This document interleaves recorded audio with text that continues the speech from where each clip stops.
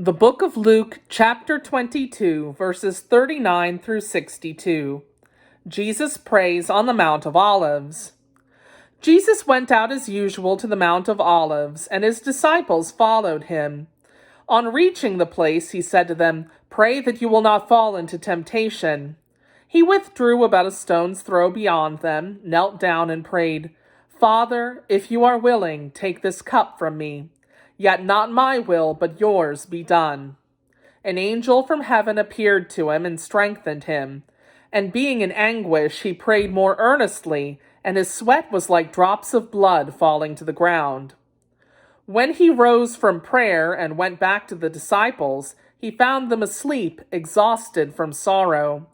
"Why are you sleeping?" he asked them. "Get up and pray so that you will not fall into temptation." Jesus arrested. While he was still speaking, a crowd came up, and the man who was called Judas, one of the 12, was leading them.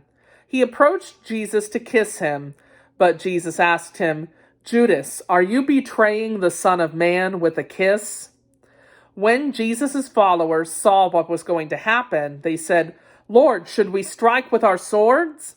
And one of them struck the servant of the high priest, cutting off his right ear. But Jesus answered, "No more of this." And he touched the man's ear and healed him. Then Jesus said to the chief priests, the officers of the temple guard, and the elders who had come for him, "Am I leading a rebellion that you have come with swords and clubs? Every day I was with you in the temple courts, and you did not lay a hand on me. But this is your hour when darkness reigns." Peter disowns Jesus. Then, seizing him, they led him away and took him into the house of the high priest. Peter followed at a distance. And when some there had kindled a fire in the middle of the courtyard and had sat down together, Peter sat down with them. A servant girl saw him seated there in the firelight. She looked closely at him and said, "This man was with him." But he denied it. "Woman, I don't know him," he said. A little later, someone else saw him and said, "You also are one of them." "Man, I am not," Peter replied. About an hour later, another asserted, "Certainly this fellow was with him, for he's a Galilean." Peter replied, "Man, I don't know what you're talking about."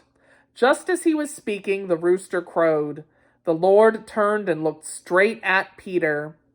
Then Peter remembered the word the Lord had spoken to him.